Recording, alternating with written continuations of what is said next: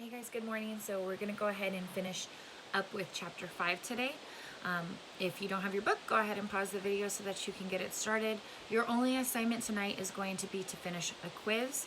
It is posted on Edmodo already, so all you have to do is upload that quiz and go ahead and get started. Chapter 5. There were 6 large gray tents, and each one had a black letter on it. A, B, C, D, E, or F. The first 5 tents were for campers.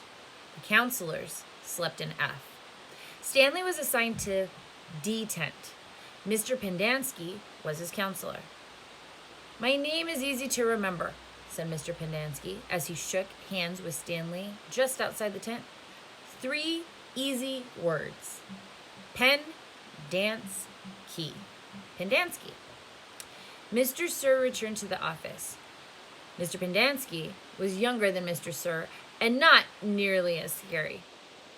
The top of his head was shaved so close it was almost bald, but his face was covered in a thick, curly beard, and his nose was badly sunburned. "Mr. Sir isn't really so bad," said Mr. Pendanski.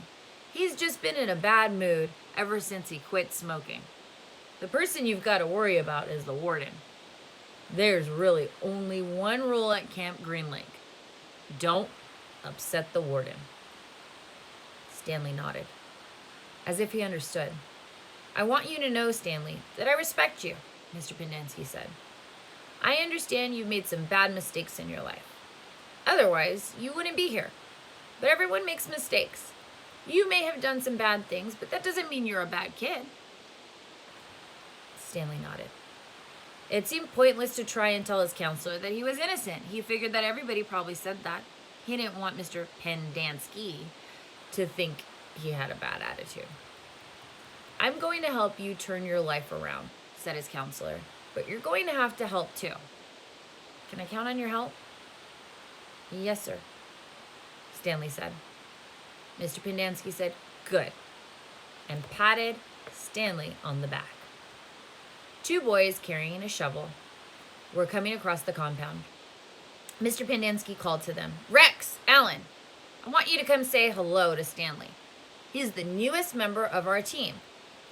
The boys glanced wearily at Stanley. They were dripping with sweat, and their faces were so dirty that it took Stanley a moment to notice that one kid was white and the other black.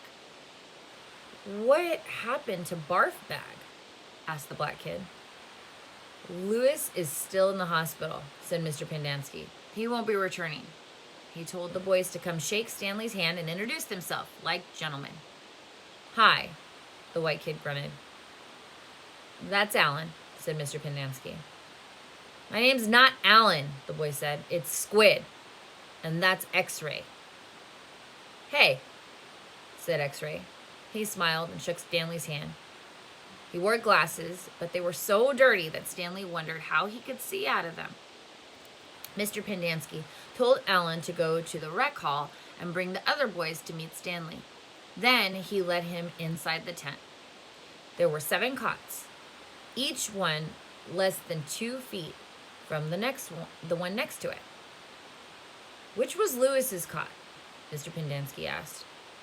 "Barf Bag slept there," said X-Ray, kicking one of the beds. "All right, Stanley, that'll be yours," said Mr. Pendanski. Stanley looked at the cot and nodded. He wasn't particularly thrilled about sleeping in the same cot that had been used by somebody named Barf Bag.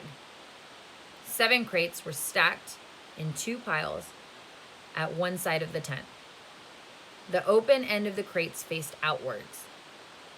Stanley put his backpack, change of clothes, and a towel in what used to be Barf Bag's crate. It was at the bottom of the stack that had 3 in it. Squid returned with 4 other boys. The first 3 were introduced by Mr. Pendanski as Jose, Theodore, and Ricky. They called themselves Magnet, Armpit, and Zigzag. "They all have nicknames," explained Mr. Pendanski. "However, I prefer to use their names their parents gave them. The names that society will recognize them by when they return to become useful and hardworking members of society. It ain't just a nickname, X-Ray told Mr. Pendanski. He tapped the rim of his glasses. I can see inside you. You've got a big, fat heart.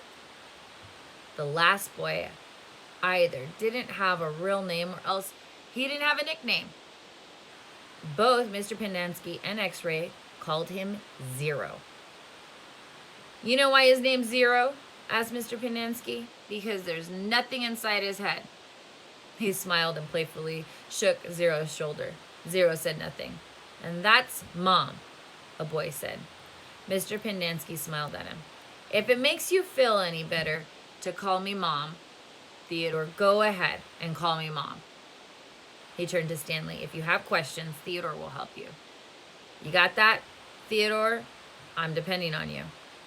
Theodore spit a thin line of saliva between his teeth, causing some of the other boys to complain about the need to keep their home sanitary. You were all new here once, said Mr. Pendanski, and you all know what it feels like. I'm counting on every one of you to help Stanley. Stanley looked at the ground. Mr. Pendanski left the tent, and soon the other boys began to file out as well, taking their towels and change of clothes with them. Stanley was relieved to be left alone, but he was so thirsty he felt as if he would die if he didn't get something to drink soon. Hey, Theodore, he said, going after him. Do you know where I can fill my canteen? Theodore whirled and grabbed Stanley by his collar. My name's not Theodore, he said. It's Armpit. He threw Stanley to the ground. Stanley stared up at him, terrified. There's a water spigot on the wall of the shower stall. Thanks, Armpit, said Stanley. As he watched the boy turn and walk away, he couldn't for the life of him figure out why anyone would want to be called Armpit.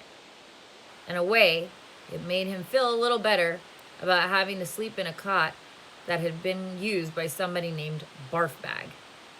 Maybe it was a term of respect. What would your name be if you were put into this situation? I'd have to think about it. So give me a weekend and I'll figure it out. Other than that, you guys have a quiz. Have a great weekend and we will see you guys back on Monday.